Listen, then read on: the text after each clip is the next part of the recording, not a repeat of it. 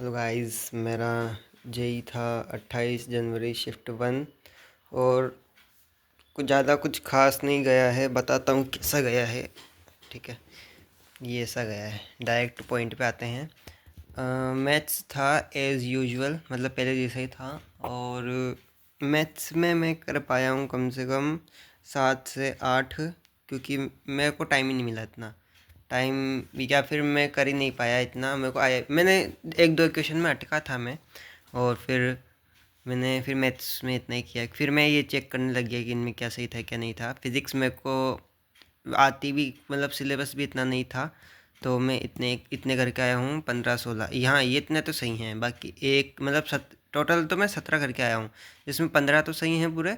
और दो ऐसे तुक्के लगा के आया था मैं।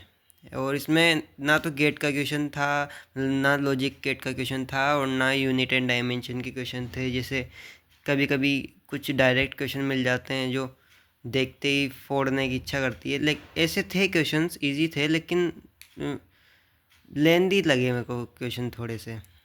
मतलब मेरा आंसर आ ही नहीं रहा था। बहुत सारे डेसिमल्स भी थे क्वेश्चंस में। एंड कुछ कुछ तो ऐसे थे रेशियो वाले क्वेश्चन कि कभी कभी तो आंसर ही नहीं आ पा रहा था। ठीक है, उसके बाद में डायरेक्ट मतलब अच्छी थी, पर फिज़िक्स मेरे को अच्छी लगी, क्योंकि पता नहीं, या तो फिर मैं रिवाइज करके अच्छा गया था इसलिए हो गई। और केमिस्ट्री में जो था, मेरे फिज़िकल में दिक्कत आई थी कुछ कुछ क्वेश्चंस में। बाकी हाँ, वैसे भी इतनी हार्ड भी नहीं था मेरी केमिस्ट्री में।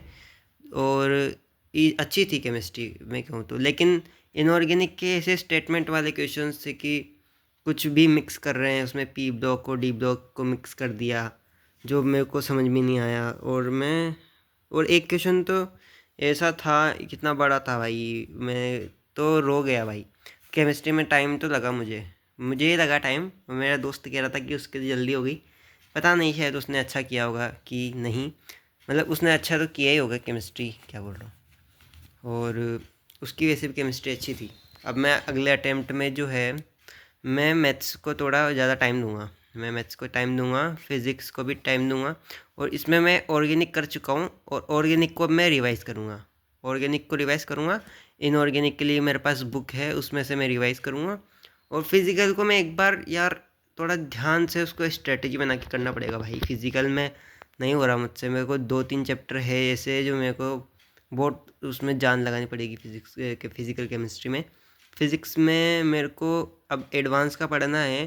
तो अब मुझे फ़िज़िक्स में भी थोड़ा सा तो कुछ करना पड़ेगा, मतलब कुछ तो अपना दिमाग लगाना पड़ेगा। अब बनाते हैं अगली, अब कल से स्ट्रेटजी बनाऊंगा मैं। कल से क्यों, आज से बनाऊंगा स्ट्रेटजी। अब उसको कल से फॉलो करूंगा। अब देखे आगे जो गया हूँ पेपर, तो अब मैं थोड़ा सा मतलब थोड़ा सा तो रेस्ट करूँगा इसी। फिर उसके बाद में मैं वापस शुरू कर दूँगा कल से कर दूँगा, आज से कर दूँगा शुरू, शाम तक से।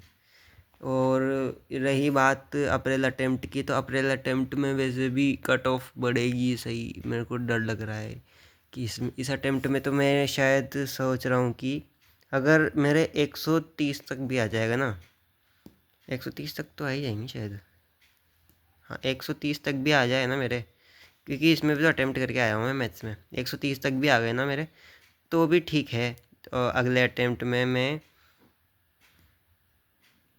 इतना तो टारगेट कर रहा हूँ, इतना तो कर रहा हूँ मैं टारगेट। देखते हैं बाकी क्या होता है। प्रिपरेशन के साथ टारगेट भी बढ़ता जाएगा, वो तो है ही सही। अगर अच्छी प्रिपरेशन हुई, और अगर अच्छी नहीं हुई ना, तो ये भी लाना बड़ी मुश्किल है, क्योंकि अभी बीच में मैं क्या ही कर दूंगा मेरे को खुद को पता नहीं है। चलो ठीक है आज के लिए।